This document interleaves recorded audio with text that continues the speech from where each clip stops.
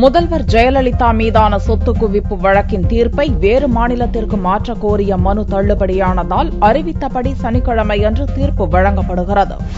கடந்த 1991 முதல் 1996 வரை தமிழக முதல்வராக இருந்த ஜெயலலிதா வருமானத்துக்கு அதிகமாக 66 கோடி ரூபாய்க்கு சொத்து சேர்த்ததாக 1996 ஆண்டில் திமுக ஆட்சியில் லஞ்ச ஒழிப்புத்துறை போலீசார் வழக்கு பதிவு செய்தனர். பெங்களூர் தனி நீதிமன்றத்தில் நீண்ட காலமாக நடந்த இவ்வழக்கு விசாரணையை கடந்த ஆண்டின் இறுதியில் நீதிபதியாக பொறுப்பேற்ற ஜான் மைக்கேல் குன்ஹா துரித கதியில் நடத்தினார். செப்டம்பர் 20ஆம் தேதி தீர்ப்பை அறிவிக்கப் போவதாக நீதிபதி ஜான் மைக்கேல் குன்ஹா கடந்த மாதம் 28ஆம் தேதி அறிவித்தார். ஜெயலலிதாவின் பாதுகாப்பை கருதி தீர்ப்பின் தேதியும் தீர்ப்பு கூறப்படும் இடமும் மாற்றப்பட்டது. அதன்படி பெங்களூரு அருகே பரப்பன அக்ரஹாரத்தில் மத்திய சிறை அருகே உள்ள காந்தி பவனில் உருவாக்கப்பட்டுள்ள தற்காலிக சிறப்பு நீதிமன்றத்தில் நீதிபதி ஜான் மைக்கேல் குன்ஹா சனிக்கிழமையன்று காலை 11 மணிக்கு தீர்ப்பு கூறுகிறார். இந்நிலையில் இவ்வழக்கை வேறு மாநிலத்திற்கு மாற்றக் கோரி கடந்த 24ஆம் தேதி தமிழகத்தைச் சேர்ந்த உச்சநீதிமன்ற வக்கீல்கள் ராஜாராமன், கிருஷ்ணமூர்த்தி ஆகியோர் தலைமை நீதிபதி ஆர்.எம். லோத்தாவிடம் மனு அளித்தனர்.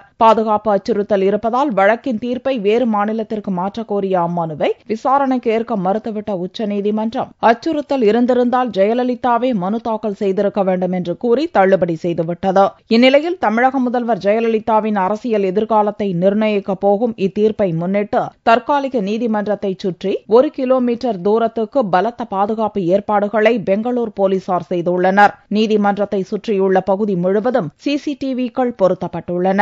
இவ்வழக்கில் ஜெயலலிதா, அவரது தோழி சசிகலா, முன்னாள் வளர்ப்பு மகன் சுதாகரன், சசிகலாவின் அண்ணி இளவரசி ஆகிய 4வரும் நேரில் ஆஜராக வேண்டுமென நீதிபதி குன்ஹா உத்தரவிட்டுள்ளதால் அதிமுகவினரும் வந்து சேர்ந்துள்ளனர். இதனிடையே ஜெயலலிதாவுக்கு சாதகமான தீர்ப்பு வெளிவர வேண்டுமென வேண்டி தமிழகம் மற்றும் புதுவையில் உள்ள கோவில்களில் அதிமுகவினர் சிறப்பு பூஜைகளை செய்து வருகின்றனர்.